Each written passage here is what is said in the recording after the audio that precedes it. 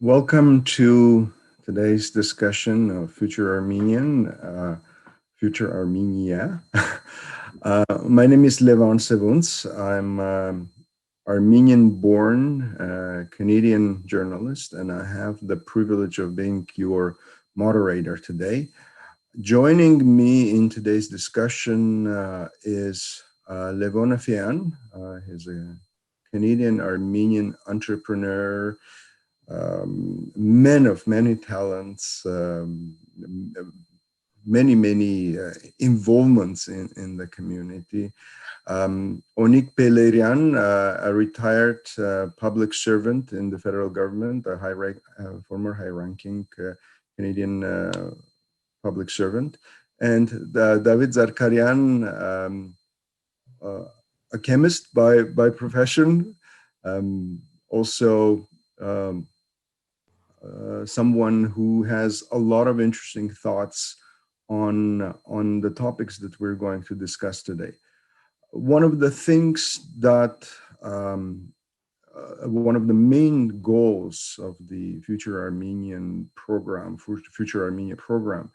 is the discussion of the role between the relations between the Armenia diaspora and Armenia, and how that can be changed, how that can be leveraged. And I want to begin today's discussion with a very simple question to all of the attendees. What do you think is wrong with Armenia diaspora relations today? Levon Afian, you are the first on my screen, and let's start with you. Hi, Levon. Very happy to be online today with my esteemed colleagues. Very important question.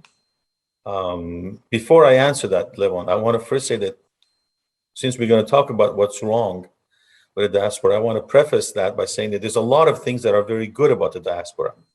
And that if I say anything negative, it is no indication that I feel that there's nothing good about the diaspora. But I do feel that there are certain things that hamper the relationship between the diaspora and Armenia. And there are things that can be quickly changed or modified to help improve that relationship. And one of them, I think, is the attitude and the role of the diaspora vis-a-vis our motherland, our Hayastan. And that attitude to me stems from back over 100 years ago when the new diaspora was formed, and there was arguments about is there or is there not an Armenia. A good portion of our diaspora communities accepted the Soviet Armenia as being in Armenia. A good portion of the diaspora rejected that notion and placed Armenia as a satellite Armenian community, almost like a diaspora. And in my opinion, since independence, that role has changed, and the acceptance of that new reality hasn't quite hit home yet. And if that is improved, I believe that the relationship will improve. And I will talk more about that. Maybe I'll give a chance to Onik and David to express their opinions as well. Onik Belian, your turn. What are your thoughts on this issue? Well, I mean, indeed, there is a lot of things that the diaspora has done since the independence of Armenia in 1991. And perhaps it might be worthwhile to underscore that about 30 years ago, at this time exactly, the Armenian leaders were preparing the independence of Armenia, and nothing was guaranteed at that point whether that independence was possible. And yet it became a reality in December of 1991. And afterwards, Armenia continued on its path of independence through a number of very important sacrifices that had to be made. During that time, the Armenian diaspora was not that much present in Armenia, that is on the 1st of January of 1992. It had access. It had started humanitarian aid, as you recall, as a result of the 1988 earthquake. I know that a number of Armenians from the diaspora plunged into the unknown with the humanitarian aid during that time. And afterwards, in the 1990s and onwards, the Armenian diaspora was, in addition to the humanitarian aid, we had private initiatives at a small or medium scale initiatives, hundreds and thousands of them since 1991. You had collective fundraising efforts that had taken place. The remittances coming from the Armenian diaspora, who got enlarged, by the way, in the 1990s, in the 2000s, with the fact that 650,000 Armenians left Armenia to seek other opportunities, mostly in Russia, but also in the West. So remittances, and then you had also even a modest number of immigrants or repatriates to Armenia itself, which is now becoming a modest reality in Yerevan or elsewhere in Armenia. But during this entire 30 years, one would have expected that the Armenian government, along with the diaspora, would have formed some permanent structures that could develop and regulate the relationship between the diaspora and Armenia. And such structures are very hard to find, other than, for instance, the famous Armenia diaspora conferences, the most recent one having taken place in 2017, if I'm not mistaken. Then you had attempts to have some sort of a ministry, then it was replaced by the High Commissioner's Office for the Diaspora during the Pashinyan administration. And now it's doing its work.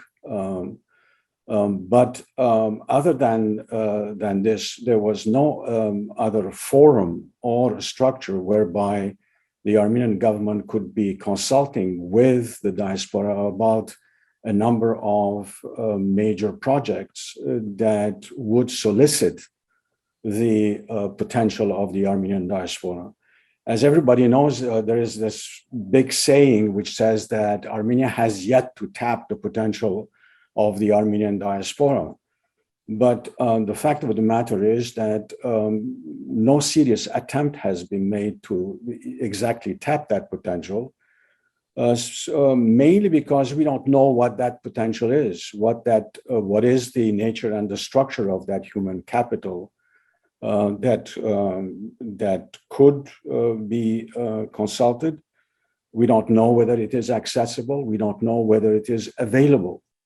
So all of that remained hypothetical, mainly because I think that the Armenian government and the diaspora has not established the kind of working relationship that it needs to be.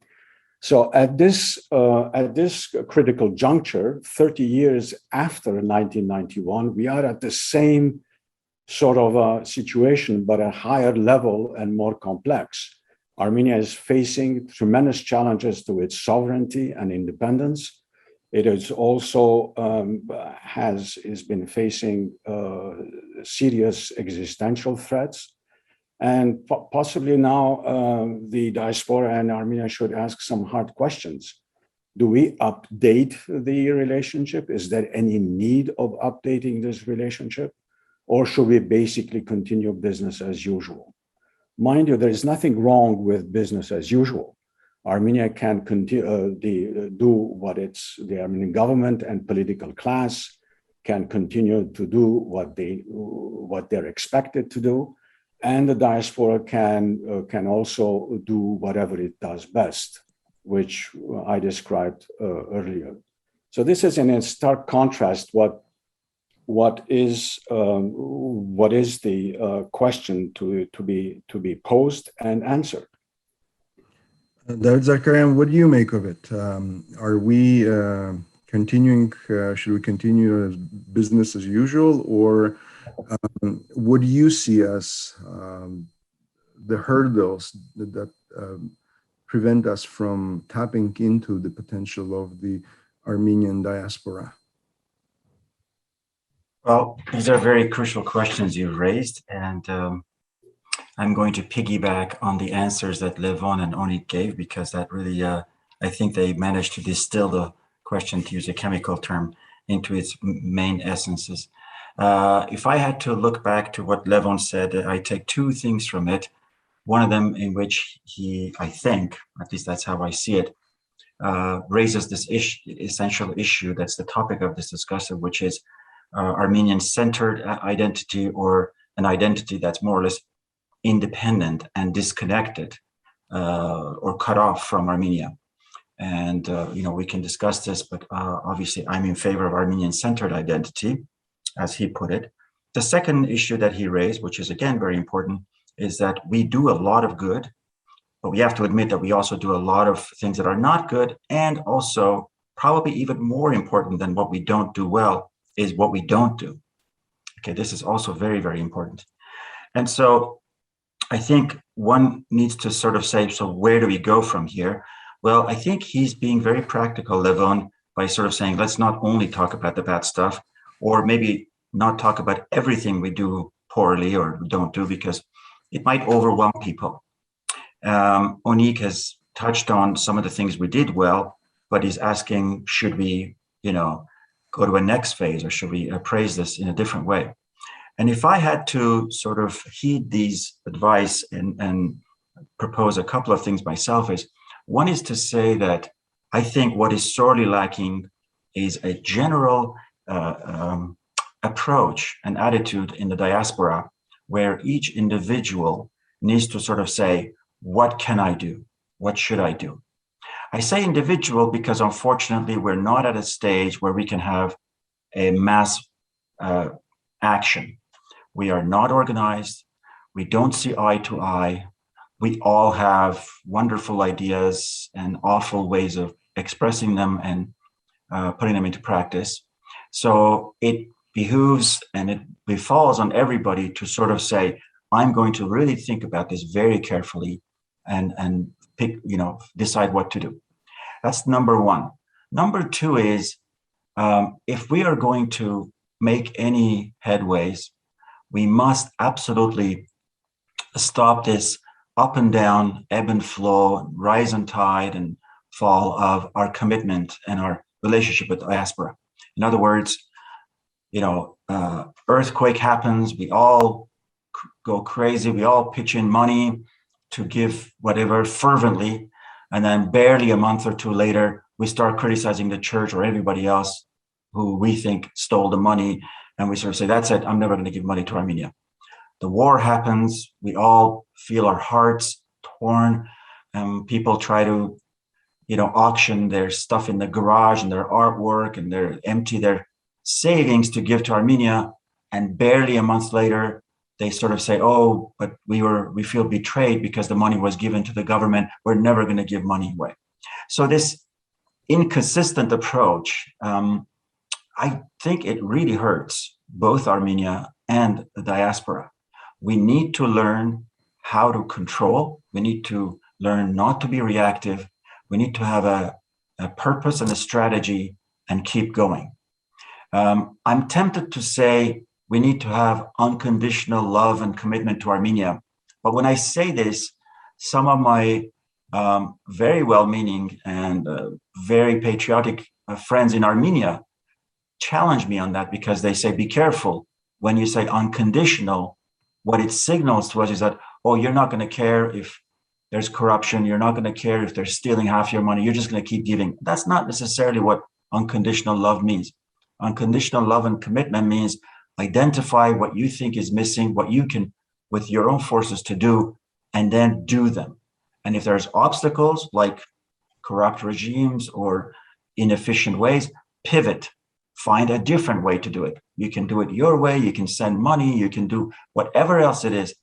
But for everyone's sake, don't give up on your strategy, don't give up on your approach. because all that up and down frustrates the new generation. And if there's one thing we must do is we must not frustrate the upcoming generation in Armenia or in diaspora.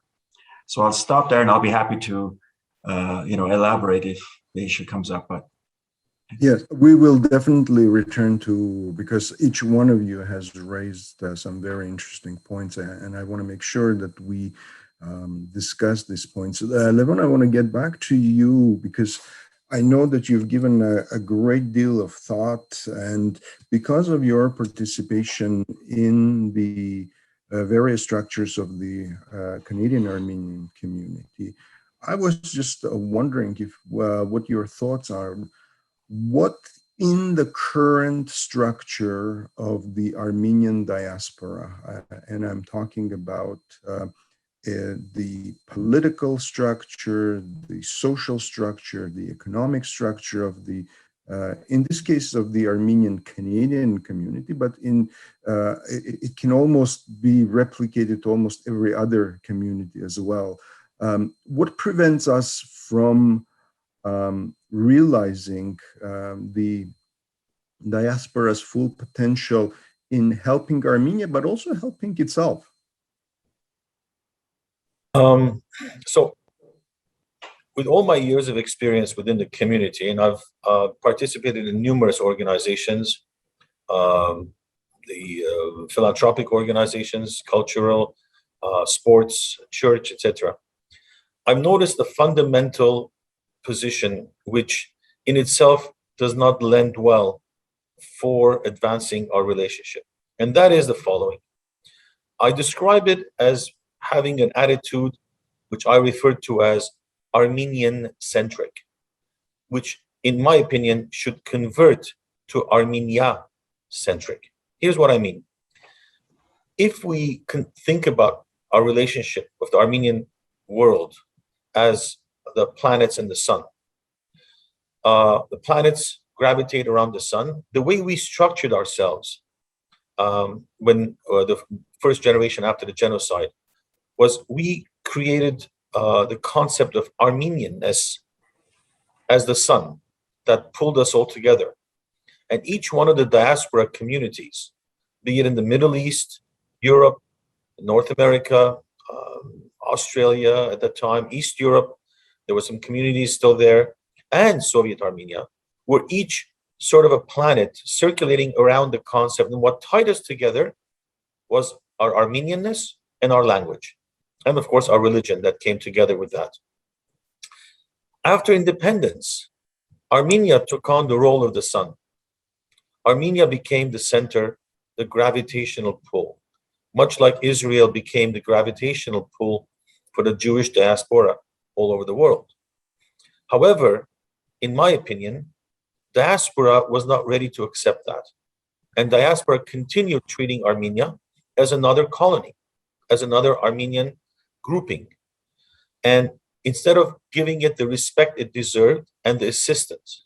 So here we have a fundamental issue where the narrative, the speeches, the conversations, either through the stages, through church, schools, our newspaper and media, have to start considering Armenia as the pulling force that brings an Armenian from Greece, an Armenian from Argentina, an Armenian from Canada together, our attachment to Armenia.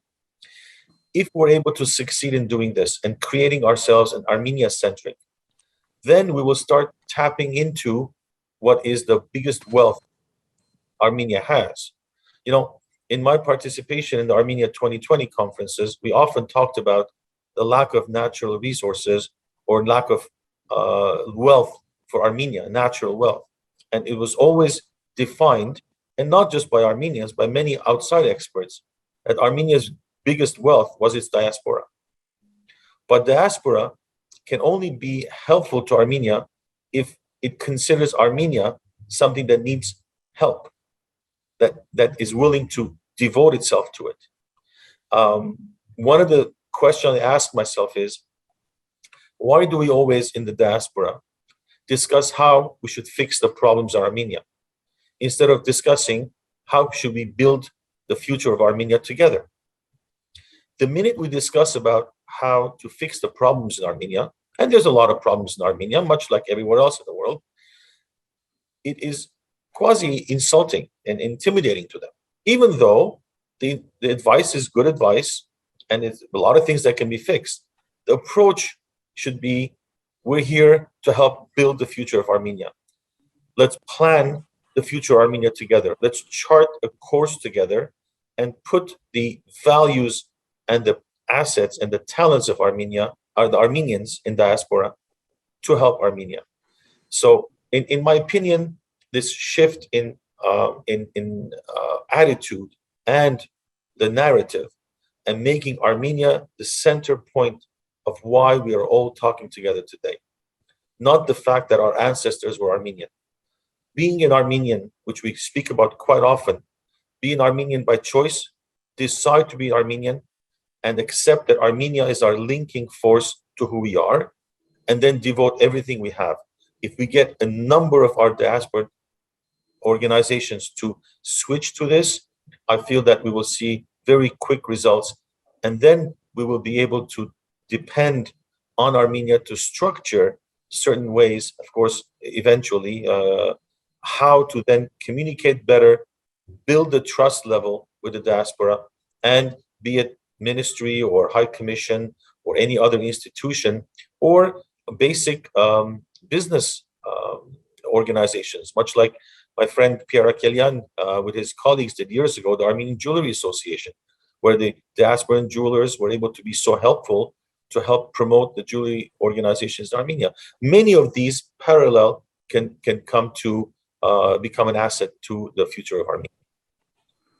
Onik Beliran, I want you to pick your brain, your policy making experience in the Canadian government, and kind of get your thoughts on what Levon just said about building or creating structures that will help diaspora and Armenia collaborate each other in building a common future. What do you think is out there? Are there examples out there that we could borrow from, or are there models that we could think about or invent ourselves? What do you think needs to be done on the structural, institutional, state level for this to bring this kind of a dialogue into a practical plane? Well, there are a number of things that Armenian government can do or should have done, and things that the Armenian diaspora can do and should do, notwithstanding the kind of attitudinal problems that Levon has mentioned earlier. Obviously, in every instances, you will find people who sort of have some problems in thinking as to how to forge ahead. But coming to the Armenian government, and especially the Armenian political community in general, they will have to decide whether or not it's worthwhile for the Armenian diaspora to have a role in Armenian decision-making and policy-making, which is not the case so far. We are sort of in the presence of two solitudes, a term which was quite familiar to Canadians, but in this case, it is probably apt to, it applies in the sense that the Armenian government has allowed the diaspora to do what it wants to do. Sometimes, obviously, it's always welcome. Sometimes they support, sometimes they don't. But Armenian diaspora has been sort of kept at an arm's length, meaning with a 10-foot pole. I think that they should bring it over. If they want to be serious with the diaspora and enlarge the quality and the scope of the projects, then it is worthwhile to sort of make the Armenian diaspora a stakeholder in Armenia's new economy.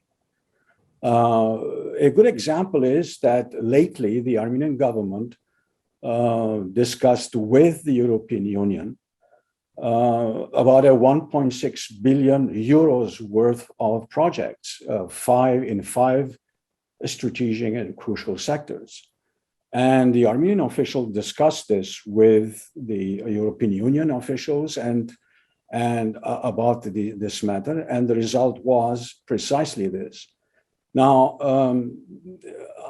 the same thing can be applied with the diaspora, but I have to confess that discussing with the European Union is one thing, and discussing with the diaspora is something else. But the reason why I brought those two is because of the stark contrast that exists, in the sense that talking with the diaspora today is an almost impossible task. If you want to talk with the diaspora, it's going to be with who? I know that a lot of the Armenian leaders pick up the phone and talk to Armenian diaspora leader number 2 or number 3 or whatever it is. We know that informally lots of things happen. But the Armenian diasporan families need to know if there is a serious structure existing in the first place. All of the immigration and repatriation that has taken place is entirely based on private initiatives. Families have left Canada, for instance, went to Yerevan to start a new life. Well, this is personal initiative. They have done this, they have done the research, they went back and forth a couple of times in order to know what's in store for them, but it's private initiatives. But this is not going to happen on a large scale. And the vast majority of diasporans who are not affiliated with any of the institutions that Levon was talking about, well, they need to be informed as to what the Armenian government is up to, what kind of considerations they have towards diaspora. The diaspora leaders themselves have to do something as well. They have to do their homework. There is nothing that prevents 20 Armenian leaders and activists getting together in the diaspora, discussing about 5 important items that should be dealt with. Now, I refuse to believe that there are no 20 leaders or activists in the diaspora. The first batch can start as early as in the fall of 2021, the second and the third, and by the fourth, you have almost a permanent organization. In the sense that, of course, they're not representatives, but it is a good barometer of what one part of the diaspora is thinking about this whole entire thing. So you have the two sides have to do their homework if they want to upgrade the relationship in a practical term. First is to get the diaspora into make it a stakeholder in building the Armenian new economy. And then the diaspora has to come out with some initiatives of its own. One of the major problems that the diaspora has is that 80%, as I've said, of the diaspora is not organized. And this is where the famous human capital is. And we don't know what the evidence is on that score. So if the diaspora tackles that problem from its side, and if the Armenian government does the same thing, then I think that we're talking business. But there has to be a common understanding. Otherwise, we're back to the status quo. David Zarkarian, how do we bring these people, this 80%, 70% of the Armenian communities in the diaspora that do not participate in the official structures, organizations of the diaspora? Any thoughts on that? Unfortunately, I'm very pessimistic about this. I think it was better when Onik was mentioned, because he's been very forceful and eloquent about this. The reason why I emphasized a few minutes ago that at this stage, I see individual diasporans as needing to make a commitment and deciding for themselves to join is because I really have come to believe that organizations are not able to do this. They do not command the respect or the trust of the diasporan individuals. Even the most historically traditionally well-developed organizations, political structures are not, they haven't gained the trust of people. So I want to emphasize that absolutely what Onik says is we need that. But in my view, we need, events might drive us there in the same way that events force us to do something that we are not willing to do right away, or we don't see the urgency for it. But right now, I think individuals have to do it. And let me give you one simple example, which may be a bit, puzzling for people to think. But we've had this Future Armenian initiative for a few months now, and I'm perhaps biased, but it seems so attractive and so interesting and fresh to me. And I couldn't imagine people not wanting to, at an absolute minimum, sign up for it. And depending on what your measure of success is, you can say this has been a huge success because 105,000 people or more have signed up for Future Armenian. And by many measures, this is quite something. I can't think of a single Armenian organization in the diaspora that can have 105,000 people signing up saying, yeah, in principle, we agree with you. On the other hand, you could also say it's a bit pathetic. I mean, in the case of Canada, for example, we have, if you trust the statistics on the webpage, 500 people who've signed up. Well, if you think that there's 50,000 diasporan Armenians in Canada, how do you feel that 1 out of 100 has bothered to go to a webpage and said, yes, I'm kind of interested in this idea? Now, I'm not saying categorically that those who haven't signed up are not committed or are not thoughtful or whatever. That's not at all true. And that's not what my inference is. And I'm not saying that if you're against the Future Armenian or don't really like it, you are not a good diaspora Armenian, that not at all. But it does give me a measure that we are very slow in reacting and taking up the call.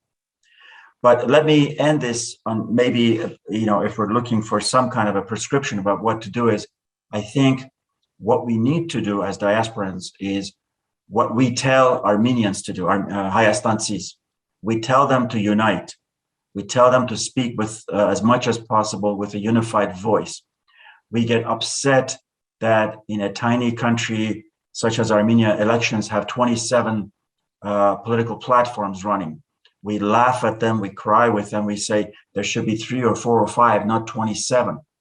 I demand Hayastansis to make a clear statement to their parties that we are not going to vote for you if you're going to be splintered groups. If you don't know how to unite and get your ideas together, you are out of luck. And in a way, people did that by voting 54% for one party and very little for the other ones. Well, we have to do the same thing in diaspora. We have to demand from our leadership that we are no longer interested in all these divisions, sectarian, religious, actually it's ridiculous religious because the same religion, and just institutional divisions that stop us from speaking with one voice and at least 2 or 3 voices, not 50. And so I think if we learn how to do this, we will get to perhaps what Onik is saying, his suggestion that if leaders just did it, it'll end up happening. I'm a bit skeptical about that. I think this kind of top-down approaches, I think people are a little bit tired of them, are very, very distrustful of them. But, he may be practically right in the sense that that might be the fastest and most efficient way if we could just rally around 5 or 10 or 20 leaders. And if they keep doing it and collaborate together, maybe we'll rally around them. But I'm somehow not as hopeful as he is. Levon, Afeyan, Armenia is going through a period of very rapid transformation that's been kind of forced upon us through these horrible events of the last year, but also that have been building up over the last 30 years because of the frustration in terms of how the country was developing and the political structures, the consolidation of economic and political power within an oligarchy in Armenia. There's a lot of talk about a new constitution in Armenia. Do you think this is an opportunity to think about a constitution not just for Armenia, but all of Armenians? That a new constitution has to involve some kind of a structure that involves diaspora's political and economic participation in the life of Armenia? Well, that's the quick answer is very desirable. The problem is that it is very difficult to involve a group, like Onik said, of unorganized and ununited voices to run a country where the diaspora doesn't contribute tax-wise, and the decisions taken in Armenia do not affect us. You know, if I just take a parenthesis here and talk about, for example, nationalism, very often in the diaspora, we say, rightfully or wrongfully, I'm just quoting now, that Armenians in the diaspora are more nationalistic than Armenians in Armenia. And that may be true at first sight, but then we forget that we in the diaspora feel about Armenia very nostalgically and very emotionally. When I am going to vote in Canada, I do not vote nationalistically. I vote to see what is of the best interest of my own person, my businesses, and my family. Whoever is going to do the least amount of tax and whoever is going to do the best laws. Armenians in Armenia vote for themselves. They do things, they live there, it's their life. Whereas we take everything national emotionally. To involve someone personally in a vote or in a structure that allows people to take decisions in law, we must be vested, interested in the everyday activities, and the decisions should have an effect on us. Otherwise, it's very easy for us from the diaspora to take decisions where, if the decision was bad, has zero effect on us. We still continue living our life here in the West and say, well, you know, we tried, didn't work. So it is a very difficult thing. I do, however, believe, much like you said, that the revolution that brought about this new government, much more democratic ways, can be done once again by the diaspora. And the future Armenian has exactly this in mind. If we're able to collect sufficient number of participants, right now we're over 100,000.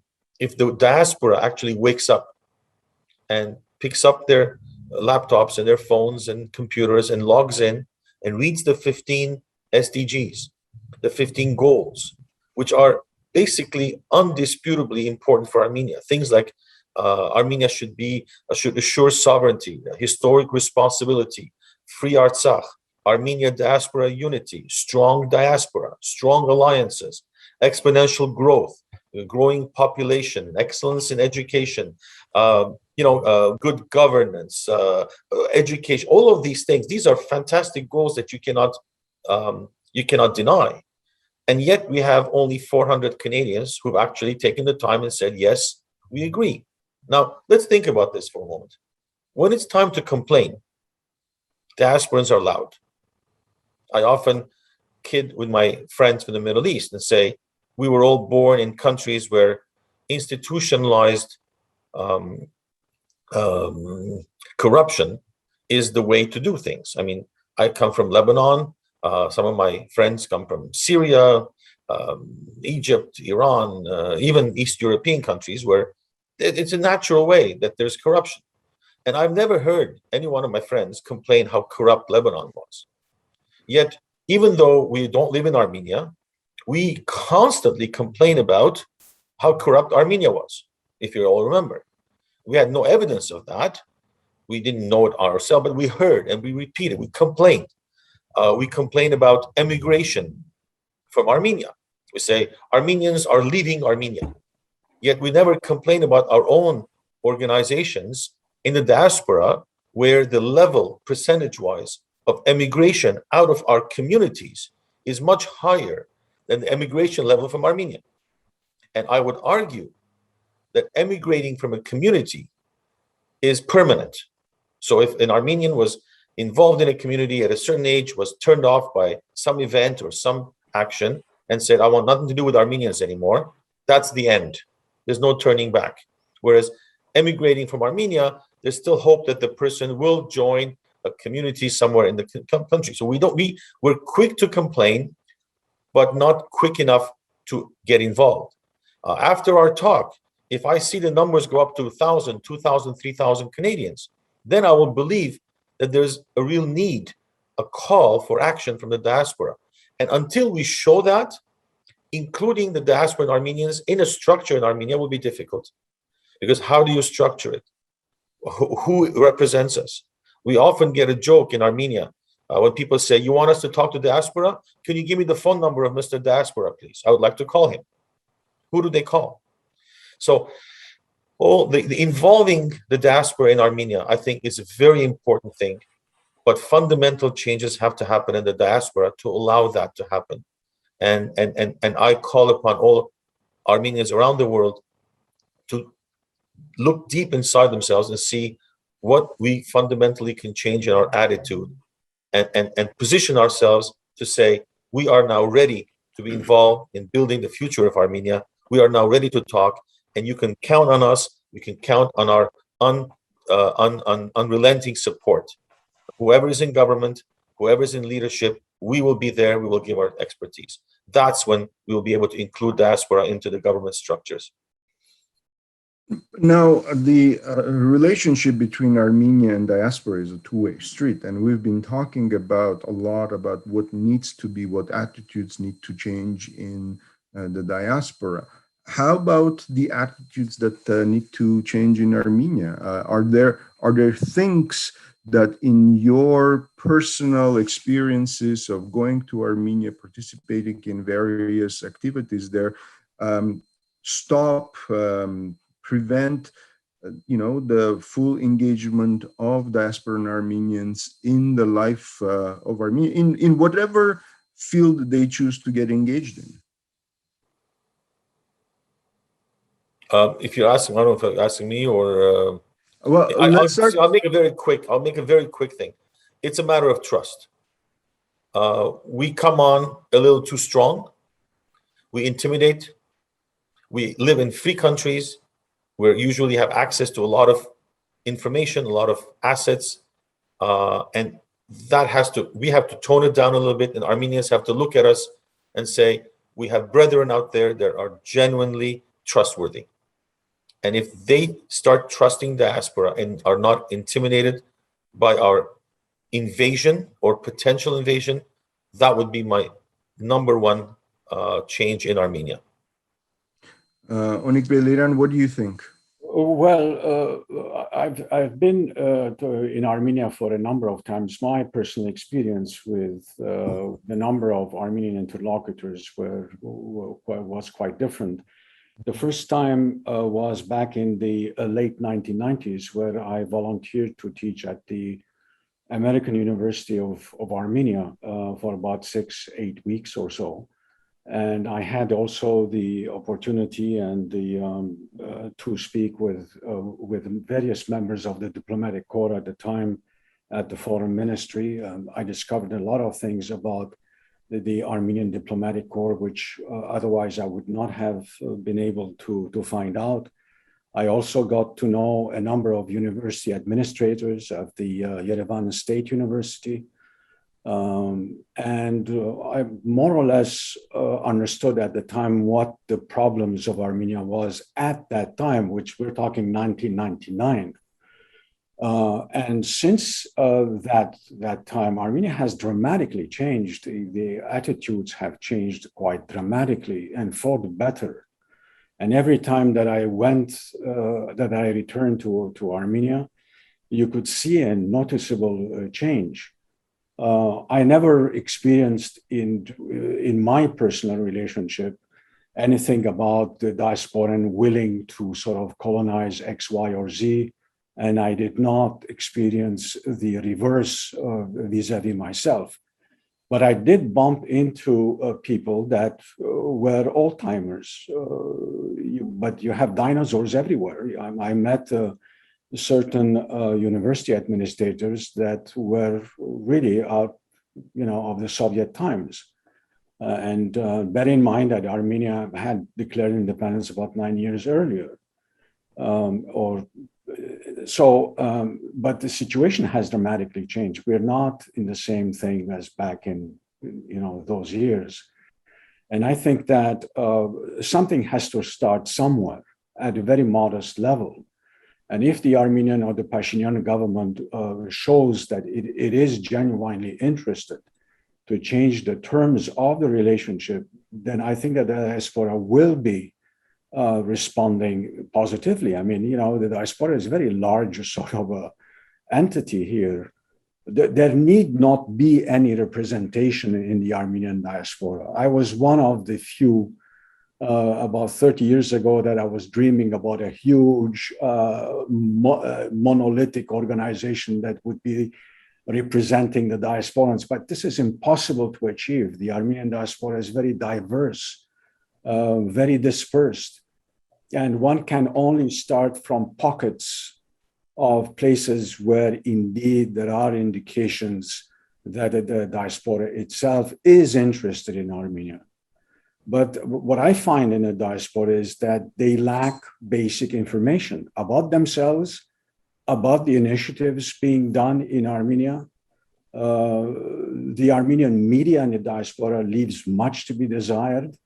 The media of Armenia doesn't seem to be that much trained to take up those challenges, but there are even changes on that aspect. So I think that there's a lot of positive stories that need to be brought forward, and certain structures being built, bits and pieces. As the saying goes, the devil is in the detail. The diaspora can do it, and what I just mentioned about the activists and people who sort of know things about the Armenian issue can get together and basically analyze or assess or something. A good example that can be brought, an initiative other than Future Armenian in the diaspora, is the fact that you have the Armenian Institute in London that organized surveys of the Armenian diaspora, which is very useful in terms of building evidence. We're saying that we need to have evidence-based decision being made, and there you are. You have people that have organized surveys throughout a number of communities. They have come up with tangible data and information. I think that diaspora has to come forward, put some money on the table, and produce many of those kinds of surveys to find out where is this famous potential that we're talking about. Where are the missing associations of engineers and scientists? What are the association of university teachers and or administrators? A huge amount of work that diaspora can do in order to find out, in order to assess what that famous potential is all about. So for the next 5 years, 10 years, again, we're talking about a new cycle of 30 years. We could go as far as planning that. You were talking about the drafting of another constitution. Well, one of the things which is missing, and to me, I'm a bit astounded, is the fact that the parliament has Yazidi Kurdish representatives, Assyrian, if I'm not mistaken, which is a highly progressive thing to do. But what are the voices of the Armenian diaspora in the parliament? Wouldn't that be, something to think about? Not representatives, but people that were given the honor and the privilege to voice their opinion and say exactly what is happening in the diaspora specifically. You could have had, 4 to 5 diasporan persons from each continent when every time the Armenian leaders in Armenia talk, address to a larger audience, they always say spurk here, spurk there. That's fine. It's nice to take into consideration that it is a diaspora. But how about if you bring in some voices of a diaspora in the parliament? At least the parliamentarians would know that there is a diaspora existing today. That would be one of the minimum things that can be done. So I think that there is a lot of work that could be planned collaboratively between the Armenian government and political community on the one hand, and the diasporans. But again, it has to be planned for the next 5, 10, and whatnot. David, what do you make? What are your thoughts on this issue? I sound like a broken record, but I do appreciate what Levon and Onik said, because I think they really definitely cover important issues here. Levon referred to the need for us to tone things down, not to go in there, in a loudmouth way and sort of freak out the Hayastansis or to, rub them the wrong way. I think this is really important.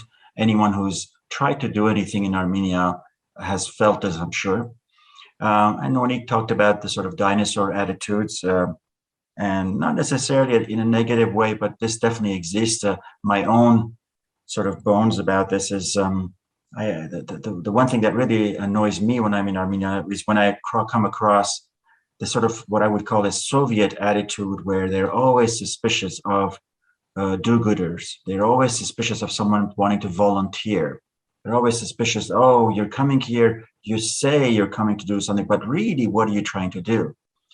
And, we can go through anecdotal examples of many different people, volunteers who went with Birthright Armenia and were accused of being sort of opportunists and to come and buy land, to, all the very well-known individuals who are now making immense investments and charitable efforts in Armenia, who are accused of, being interested more in mines and, things like that. And, all the way down to the small guy who goes and does some volunteer work. But I think we also have to watch out. There's one danger here. We can pick up old stories and keep talking about them. Things that, Onik said in the 1990s you heard about, and you keep saying that. It's sort of like in Quebec, where people talk about, oh yes, last week I was at Eaton's and there was a fat English lady who didn't say bonjour to me. Well, that may have happened in 1950s, but it surely doesn't happen in 2021, right? And so in Armenia, I think the new generation that's coming up is very different. People who had very Soviet type of ideas are really in their 60s and 70s. In some sense, they're not really at the forefront of what's shaping Armenia. So we need to not exaggerate that problem, but we need to heed what the advice that Levon gives, that you also have to tone it down. And I think one of the there's many things that we can do, but one of the things I would invite diasporans to do is really give some serious thought to what is it that you envisage for Armenia? What is it that you want for Armenia? Today is very logical and obvious that we're going to say, well, we want, secure borders. We want to have free Artsakh, and we want to be able to have an army that repels Azeri invasion. And that's fine. There's nothing wrong with that. And I agree. That's number one. But what do you want beyond that? Do you care if there's oligarchy in Armenia or not? Do you care if there's some kind of a sort of a reasonable level of social justice in the country? Do you care that people can go with some level of assurance to a court and know that the court hasn't been bought by someone with, deep pockets? Do you care if the son of the president can avoid military service, but the poor farmer from some region of Armenia has no choice but to send this? So these are issues, and I think people might say, well, who cares? That's not irrelevant. That's irrelevant to our diasporans' attitude. That's not irrelevant. You need to have a picture of what you want Armenia to be. And then that picture will define how your approach is what you wish to push for, and people in Armenia will, sort of see you with that. They sort of think, oh, okay, so this is what this guy cares about. He's not just here so we can have a secure border so he can come and do his tourism and come back to Canada. Who cares if there's beggars on the street, and who cares if minimum wage is a pittance? So I think, I do think that the onus is on us also to sort of really have a vision with our aspirations to be more or less in line with what we think a good society would be like. If you want that for Canada, why do you not want that for Armenia? If we have that, I think eventually Armenians will warm up to diaspora, and they won't see conspiracy theories in every corner. Before we're really very quickly running out of time, and I wanted to have the opportunity to voice some of the questions that we got in this discussion from people who are listening to us. And one of the questions, I'll read it in Armenian first. Ինչպես է գնահատում հայ ID եւ future Armenian նախաձեռնությունները? How do you assess, or what do you make of the future high ID and future Armenian initiative? Just quick questions, quick responses to this from all three of you. Levon, can you start? Sure. Well, I'm very optimistic. I do bring out some issues that need to be corrected, but overall, I'm very optimistic. I believe in Armenians. I believe in our ability to pull through when things are tough. These two initiatives are first based to collect people together. It's an initiative that creates collective dialogue. And collective dialogue is the first step. We have to voice our opinions. We have to talk about this. And once we do that, that'll bring to great results. Some of the people usually ask what concrete steps are there being taken. And I think the only thing that we need to say is that the concrete steps will come from everyone. More and more people who will think about this, they will come up with the concrete steps. And if we collectively discuss and decide a future for Armenia, when it happens, we all feel part of it. We have a buy-in. If we let someone else decide the future for Armenia, because if we don't, somebody else will decide the future of Armenia, then inevitably, both Armenians in Armenia and diaspora will be disappointed. So I like these initiatives, both High ID and Future Armenian, and I urge everyone to participate, discuss, sign up, and work to build the future of Armenians. Onik Beleran, quickly, what are your thoughts? Yes, I mean, I would go in the same sense as Levon said. These kinds of initiatives always keep the conversation going, and out of these conversations, perhaps one would have the ability of selecting whatever is achievable in diasporan conditions. And I think that there's a lot of people that came out of the woodworks, as it were, people who sort of had abandoned, who don't go to their communities whatsoever. So I think that this is a good start. But obviously, it has to be maintained. Otherwise, it's going to fizzle out, just like other initiatives that I've seen in the past. Mm-hmm. David? I don't have much to add to what was already said. I'm a bit more familiar. I'm a bit more attracted to Future Armenian, and High ID seems to me sort of a very technical initiative, which is very good, but I don't think on its own will lead to the kind of changes we need. So both are positive and welcome. I prefer the Future Armenian because it does have this tantalizing, dangling in front of us the idea that we might develop better ideas and we might unite around a set of goals. And the second question that we got was a comment, and thank you for this event. How do you maximally realize the power of diaspora and the priorities in this process? So any thoughts on that? Just kind of as a resume of our hour-long discussion today. Well, I think that in order to maximize that is to introduce the kind of organization we need. It has to be at maybe perhaps at a modest level, but then it has to be that can be built up as we go along.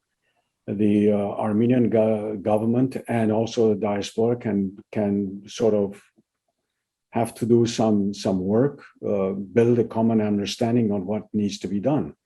And the diaspora separately has to do its homework.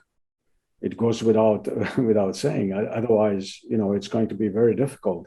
It is not an organized entity. It has to raise its organizational level, specifically in that famous 70 to 80% of diasporans who are not affiliated to any institution whatsoever. Levon, yeah, I think we've covered pretty much the subject during our conversation. Conversation and attitude. Those are the two key words that we need to work on. David, any concluding thoughts on this?